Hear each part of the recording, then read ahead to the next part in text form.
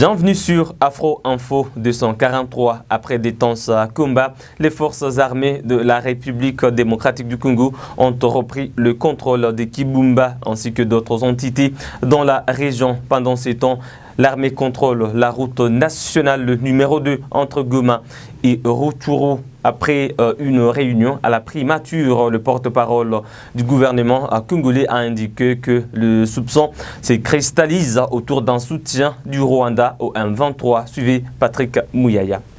Sur instruction du commandant suprême de forces armées de la République démocratique du Congo, le Premier ministre a tenu une réunion des crises qui a réuni, comme vous pouvez le voir à côté de moi, les responsables du gouvernement, de la défense, de l'intérieur, mais aussi les chefs de l'armée et de la police pour passer en revue la situation qui se passe depuis plusieurs jours maintenant dans la province du Nord Kivu. Et donc, il est établi suivant les éléments que nous avons reçus du terrain, en tout cas des soupçons se cristallisent sur un soutien qu'auraient reçu les M23 de la part du Rwanda. Et à ces propos, nous avons activé le mécanisme de suivi et d'ailleurs, le chef de ces mécanismes se trouve présentement à Kigali pour attester ces faits. Ceci tend à se vérifier, d'autant plus que, il y a quelques jours, il y avait déjà des nouvelles qui circulaient, qui auraient des représailles. Vous avez suivi que nos forces avaient totalement déstabilisé les M23, qui, de manière répétée, agissent par des actions provocatrices. Nos forces avaient pris le dessus et qu'il y a eu des éclats d'obus qui seraient tombés de l'autre côté. Et en représailles, évidemment, nous attendions de nouvelles de ce genre-là et nous pensons que ce qui s'est produit à côté du M23 serait une réaction de la part de Rwanda. Et donc, pour ça, nous serons fixés bientôt lorsque le rapport du mécanisme conjoint de suivi sera fait. Nous avons aussi passé en revue la question de la situation sécuritaire de manière générale parce que il vous souviendra que les opérations de forces armées de la République démocratique du Congo s'est déroulées plutôt du côté de Runyoni dans le Rutshuru, mais alors qu'il y a eu des attaques ce matin et hier, ils se sont tenus à quelques kilomètres de Goma. Nous pensons que les M23 ne disposent pas des matériels militaires, en tout cas pour ce que nous avons vécu ou ce que les militaires ont vécu sur le terrain, ce que les étreintes images ont montré. Nous ne pensons pas que les M23 disposent de cet arsenal militaire, d'où la cristallisation de nos soupçons.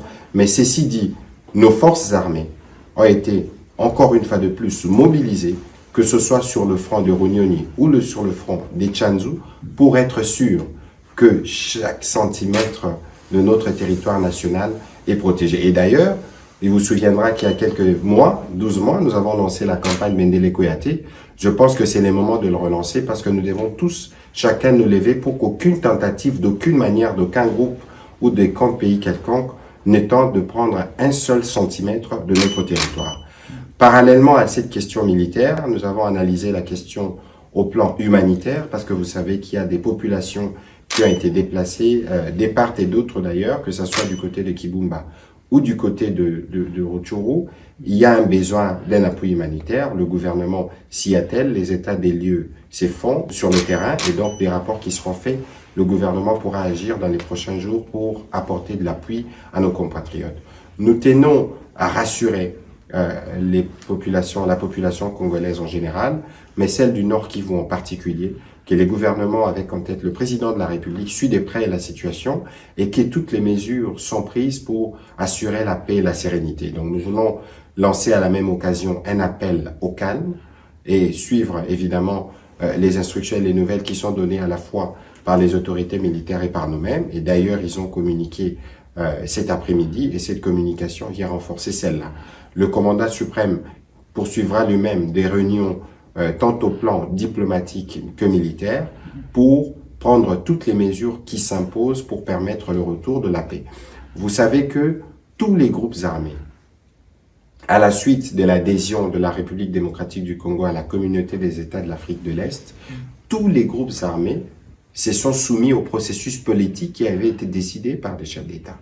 À l'exception du M23, dont on parle encore maintenant, c'est un acte des rébellions visibles non seulement par rapport à la République démocratique du Congo, mais vis-à-vis de tous ces chefs d'État de la sous-région qui se sont engagés dans les processus de paix. Et donc, si ces mouvements et tous ceux qui a comme force affiliée derrière continuent leur aventure, ils subiront évidemment la force, parce que la force est aussi l'alternative qui a été proposée. Je puis vous informer qu'il est prévu une réunion de tous les chefs d'état-major général des pays de la CAE pour qu'ils puissent étudier les mécanismes pour la mise en place d'un état-major conformément à la volonté exprimée par les différents chefs d'État. Et donc, nous tenons au retour de la paix. Le président de la République, depuis son arrivée aux responsabilités, l'a démontré. Nous faisons tout pour que la paix revienne, mais ceux qui seront réfractaires à la paix, ils seront bien obligés de subir la force parce qu'il y a un seuil de tolérance. Dans cette région, les forces d'armée sont depuis mobilisées parce que vous savez que c'est des zones qui sont sous état de siège, mais vous savez aussi qu'il est toujours préférable de recourir à la paix là où vous devez recourir à une arme. Nous attaquons l'ennemi qui est identifié, principalement l'ADF, qui est un mouvement terroriste étranger, nous les traitons comme tels. Mais pour ce qui concerne les groupes armés locaux, il y a évidemment une dimension patriotique, et le président de la République, au cours de la réunion qu'il a eue avec eux en visioconférence, lorsqu'ils étaient à Nairobi, il leur a clairement tendu la main pour qu'ils rejoignent le processus de paix et qu'ils rejoignent la patrie et qu'ils cessent avec tout ce genre d'activité. Le message du président de la République a été bien entendu, et d'ailleurs, vous savez que le panel qui a été mis en place séjourne dans toutes ces provinces. Ils étaient à Bunia, ils étaient à Beni, ils étaient à Goma, à Bukavu, pour continuer les discussions. Nous sommes engagés sur la dernière voie qui doit nous conduire vers la paix, et nous ne tolérerons nullement qu'un groupe réfractaire à ces processus s'hasarde à continuer à troubler la paix et la sérénité de nos populations dans les parties que nous venons de citer dans le Nord Kivu. Et dans le cadre des consultations de paix, l'équipe mixte RDC-Kenya a rencontré à Goma 56 groupes armés et 40 leaders communautaires. Suivez le point dans ce reportage de la présidence. Nous suivons déjà maintenant depuis un mois et demi le démarrage de ce processus de Nairobi. Nous sommes très encouragés par cette initiative prise par le président Félix Antoine Tshisekedi Tshilombo avec le président du Kenya. Ça nous semble être une voie de sortie à la crise qui existe actuellement dans l'Est. C'est pour joindre la parole à l'acte que l'équipe mixte de la présidence de la République démocratique du Congo et celle du Kenya ont entamé une tournée de sensibilisation dans les provinces de l'Est de la République, bastion des groupes armés pour préparer les prochains rounds des consultations de paix et les troisièmes conclaves des chefs d'État à Nairobi. À l'étape de Goma, le mandataire spécial du chef de l'État, Serge Chibangu, et l'ambassadeur du Kenya en République démocratique du Congo, Georges Massafu, ont longuement échangé avec les leaders des communautés locales et le représentant des groupes armés parce qu'il est clairement établi qu'il y a une connivence entre les combattants armés et leur communauté ethnique. Les leaders Hutu, Hunde, Tembo, Nyanga, Nande et Tutsi ont expliqué les raisons qui ont poussé leurs fils à prendre les armes. Aujourd'hui, tous sont unanimes et appuient l'idée du président Félix Tshisekedi. Trop c'est trop, nous en avons marre avec cette insécurité causée par nos groupes armés. Et le président de la République a pris l'initiative à partir de Nairobi de rencontrer les groupes armés.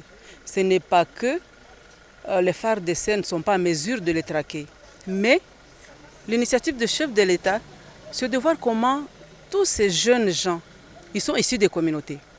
Et donc, si on y allait avec les armes, on va plus tuer la population. Et son initiative, c'est de voir comment tout le monde peut s'impliquer pour que ces jeunes déposent les armes et que quand même on les intègre dans des projets et pas les enrôler dans l'armée. Nous, en tant que leaders de la communauté, nous n'avons qu'un seul message. La communauté Hutu soutient les efforts du chef de l'État qui se bat nuit et jour pour que le Nord Kivu ait la paix. Un appel pathétique à tous les gens qui tiennent les armes à déposer les armes pour donner chance à la paix. Ici, au Nord Kivu, à part la communauté pygmée ou bien Mbuti, les autres communautés ont des groupes armés affiliés à leur ethnie, à leur tribu. Pour ce qui est de la nôtre, on a souvent parlé du M23, le mouvement du 23 mars. que c'est un mouvement de la communauté Tutsi. Nous nous inscrivons en faux dans la mesure où c'est un groupe armé qui n'a pas le caractère ethnico-tribal. Plutôt, il est composé de plusieurs communautés. Au total, 18 groupes armés sont sortis de leur zone opérationnelle jusqu'à Goma pour marquer leur adhésion à ces processus initiés par le président de la République et soutenus aujourd'hui par toute la communauté internationale. Parmi eux, 12 étaient à Nairobi et 6 autres qui s'engagent à déposer les armes. L'impression est vraiment positive parce que si nous existons comme des résistants patriotes, c'est parce que nous visons aussi la paix et la sécurisation de nos entités, la paix et la sécurité de nos peuples, et surtout la défense de notre pays contre les velléités hégémoniques de nos voisins qui nous ont toujours endeuillés depuis plus de 30 ans, donc bientôt 3 décennies. Et si les chefs de l'État s'inscrivent dans cette logique de vouloir ramener la paix, nous sommes prédisposés à l'accompagner et nous sommes prédisposés à donner notre contribution pour que cette paix soit cette fois-ci définitive et totale. Nous avions pris les armes, comme vous le savez, c'était pour défendre la population contre ce genre de barbarie.